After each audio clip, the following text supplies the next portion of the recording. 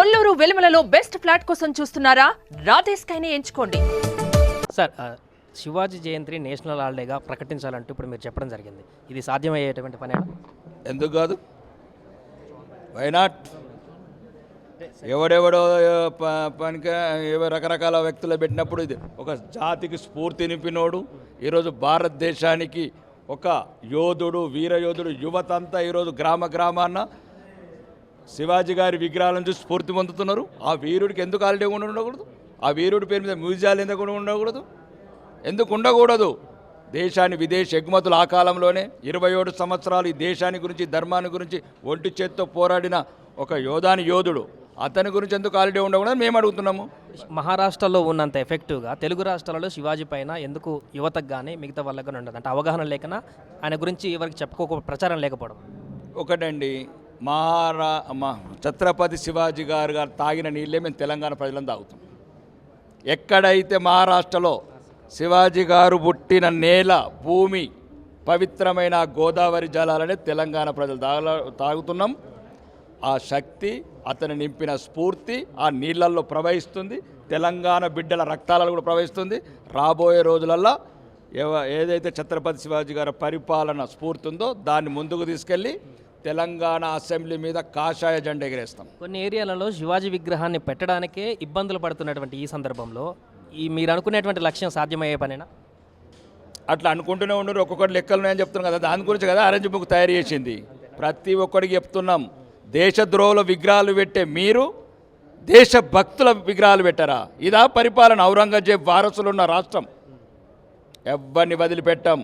ప్రతి గ్రామాన ఎక్కడెక్కడైతే ఆపినరో అక్కడున్న అధికారులకు ఏ రకంగా చర్యలు తీసుకుంటాం మేము. అది ఆరెంజ్ బుక్ అన్నారు ఒకటి, దాని ప్రధాన లక్ష్యం ఏంటి? ఎవరెవరి పేర్లు ఉంటున్నాయి దాంట్లో? ఏం నింపుతున్నారు ఆ బుక్లు? ఆరెంజ్ బుక్ అనేది ఛత్రపతి శివాజీ గారిని, మహారాజు గారిని స్ఫూర్తిగా తీసుకొని ఆ బుక్ను తయారు చేస్తున్నాం. ఎందులో అయితే హిందువులను అవమానిస్తారో, హిందూ జాతిని అవమానిస్తారో, హిందూ బిడ్డలను చులకన చూస్తారో, ఎక్కడెక్కడైతే మీరు అరాచకాల అకృతాలు చేస్తున్నారో అవన్నీ ఎవడెవడైతే చేస్తున్నాడో అధికారులు అందరూ ఎక్కిస్తాం. దానికి మేము వచ్చిన తర్వాత వాళ్ళకి ఆ పనిష్మెంట్ ఉంటుంది. ఇప్పుడు శివాజీ జన్మదినం ఉంది కాబట్టి కొద్ది రోజుల్లోనే ఏం కార్యాచరణ చేయబోతున్నారు? ఇలాంటి ప్రకటన ఉండబోతుంది ఆ రోజు ఏమన్నా? నో, రాష్ట్ర వ్యాప్తంగా అది రాష్ట్ర ప్రభుత్వం నిర్ణయించుకోవాలి. మేము మొన్న అసెంబ్లీలో కూడా అడగడం జరిగింది.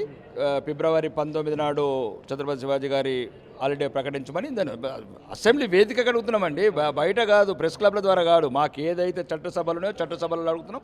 మరీ ముఖ్యంగా రాష్ట్ర ప్రభుత్వం ఫిబ్రవరి 19 నాడు హాలిడేగా డిక్లేర్ అని కోరుకుంటున్నాము. అండ్ మేము ఈ హాలిడే ఎందుకంటే ఏదో సరదాలు చేసుకోవడం కాదండి. ఆ జాతి వీరుడు 27 సంవత్సరాలు నిరంతరం పోరాడిండు. ఈ దేశాన్ని మొత్తం ఇతర మతాలకు కన్వర్ట్ కాకుండా ఒక హిందూ మతాన్ని ఈరోజు సజీవంగా ఉంచిండు.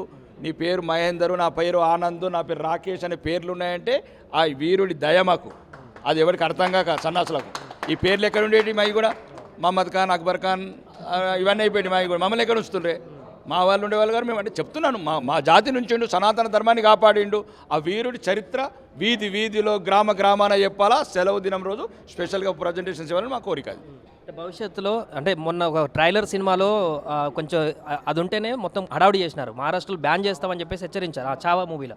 బట్ మన దగ్గర అంత ఎవరైనా అన్నా కూడా, కామెంట్ చేసినా కూడా శివాజీ గారిని అంత ఎఫెక్ట్గా ఇక్కడ చూపించట్లేదు. మీరు ఇట్లాంటి గొప్ప వ్యక్తులను, హైందవ ధర్మాన్ని కాపాడినటువంటి ఛత్రపతి శివాజీ లాంటి వ్యక్తులపైన ఎవరైనా కామెంట్ చేసినా, ఆయన తక్కువ చేసి మాట్లాడినా కూడా వారికి ఏమి హెచ్చరిస్తారు?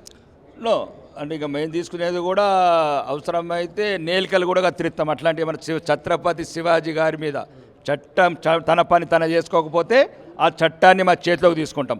ఎవరైతే ఛత్రపతి శివాజీ మహారాజు గారిని అవమానిస్తే, ఆ హిందూ వీరుని అవమానిస్తే చట్టం సరైన చర్యలు తీసుకుపోతే వాడి నేలికలు కూడా బహిరంగంగా కత్తిరిస్తామని హిందూ సమాజానికి హెచ్చరిక. హైందవ ధర్మ పరిరక్షణ కోసం పవన్ కళ్యాణ్ గారు హైందవ ధర్మ పరిరక్షణ బోర్డు కావాలన్నారు. దీనిపైన హైందవ ధర్మ పరిరక్షణ బోర్డు ఏర్పాటు చేయాలి, అది చాలా ముఖ్యమని చెప్పేసి పవన్ కళ్యాణ్ గారు అన్నారు మధ్యలో. సో దీనిపైన మీ అభిప్రాయం? అది 100% అది ఆహ్వానించదగ్గ ఒక నిర్ణయము. అది సనాతన బోర్డు చేయాలని మేము అంటున్నాం. ఎట్లయితే ముస్లిం పర్సనల్ లా బోర్డు ఉందో, ముస్లిం బోర్డులు ఉన్నాయో, హిందువులకు ఏదైనా మెజారిటీ ఉన్న దేశం 85% ఉన్న దేశం. మా దేశంలో మాకు బోర్డు ఉంటే ఏమవుతుంది? మా గుళ్ళకు మాకు బోర్డు ఉంటే ఏమవుతుంది? మా నిధులు మా గుళ్ళ నిధులు మాకు వస్తే ఏమవుతుంది? అంటే మా నిధులు ఇచ్చేసి మిగతా మైనారిటీలకు పంచుతారా మా డబ్బులన్నీ?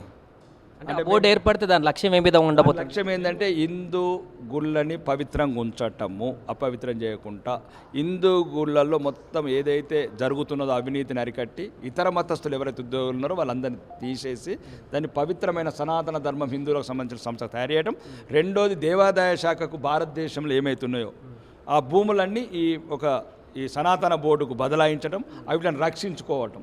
ఇప్పుడు సౌత్ స్టేట్లో పవన్ కళ్యాణ్ గారి పర్యటన, టెంపుల్ పర్యటనను కూడా ఏ విధంగా చూడొచ్చు అంటారు? హైందవ ధర్మాన్ని ఏకతాటిపైకి తీసుకొచ్చేటువంటి ప్రయత్నాలు సౌత్ స్టేట్లో? ఆయన నిన్న క్లియర్గా చెప్పాడు, ఇది నా పర్సనల్, నేను ఎప్పుడో మొక్కుకున్న దేవుడిని, నేను పర్సనల్గా వెళ్తున్నాను, నేను కూడా వెళ్ళొచ్చాను, రేపు నువ్వు కూడా వెళ్ళు హిందువు అయితే, ఏం తప్పేమున్నది? దానికి కూడా రాజకీయం ఎందుకండి?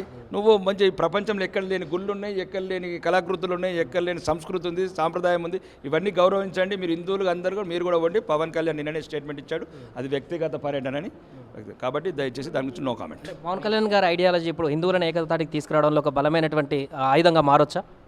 నో, పవన్ కళ్యాణ్ మా సహోదరుడు, మా మిత్రుడు, మా మిత్రపక్షము, ఒక మంచి మనస్సున్న మనిషి, ప్రజలు ఆరాధించే ఒక మాస్, అంటే గ్రామీణ ప్రాంతాల్లో ఉన్న ఒక హీరో. కాబట్టి పవన్ కళ్యాణ్ అంటే నాకు వ్యక్తిగతంగా అభిమానం ఉంది. పవన్ కళ్యాణ్ లాంటి వాళ్ళు ఇంకా 100 మంది కళ్యాణం రావాలి, అప్పుడే ఈ ధర్మము ఈ దేశం బలపడుతుందని కోరుకుంటున్నాను. సుమన్ టీవీలో మీ పర్సనల్ అండ్ బిజినెస్ ప్రమోషన్స్ కోసం కింది నెంబర్కి కాంటాక్ట్ చేయండి.